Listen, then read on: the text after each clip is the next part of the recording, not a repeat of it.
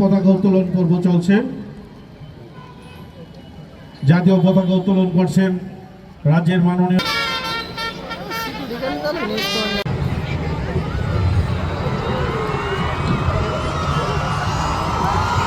খুব সুন্দর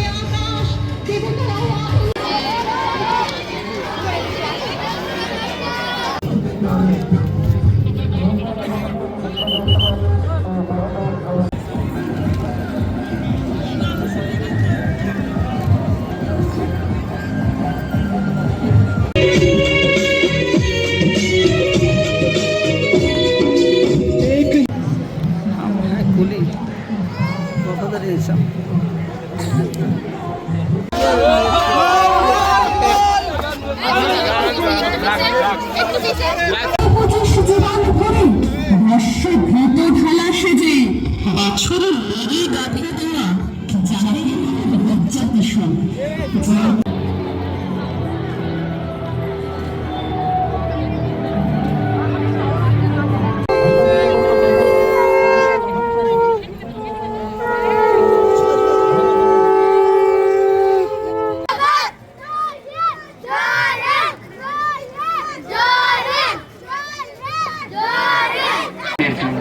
নিজের জীবন উৎসর্গ করেছেন। তারা এখন আর বিদেশি বা বিদেশিনী নন, তারা হয়ে ওঠেন স্বদেশ।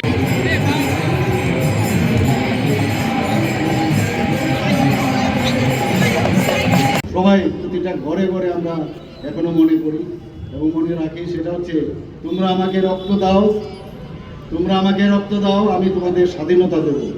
এখনো কিন্তু সেটা আমরা বারবার এটা চিরস্মরণীয় হয়ে থাকে আমাদের মনে। দ্বিতীয় বিশ্বযুদ্ধ যখন ঘোষিত হওয়ার পরে যখন দেখলো যে ব্রিটিশদের একটা দুর্বলতার জায়গা আছে, তখন উনি সোভিয়েত ইউনিয়ন, জার্মান এবং জাপানে উনি ভারত থেকে তিনি সেখানে চলে যান, সেই বিষয়ে আমাদের জানা আছে।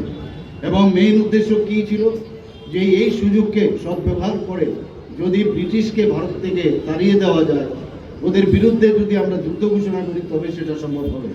এবং জাপানিদের সহযোগিতায় উনি আজাদ হিন্দ ফৌজ পুনর্গঠন করেন এবং সেখানে মূলত যারা যুদ্ধবন্দী ছিল ভারতীয়, সেই সব জায়গার মধ্যে সমস্ত সাউথ ইস্ট এশিয়া, সিঙ্গাপুর সহ সমস্ত জায়গায় যারা কর্মরত ছিলেন তাদেরকে নিয়ে এই আজাদ হিন্দ ফৌজ উনি তৈরি করেন।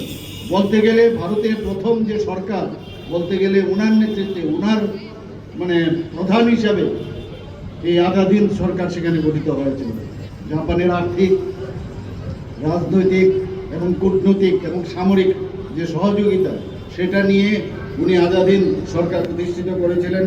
আজাদ হিন্দ ফৌজের যে নেতৃত্ব, সেটা দিয়ে আমরা সবাই জানি যে ইম্ফল পর্যন্ত উনি চলে এসেছিলেন।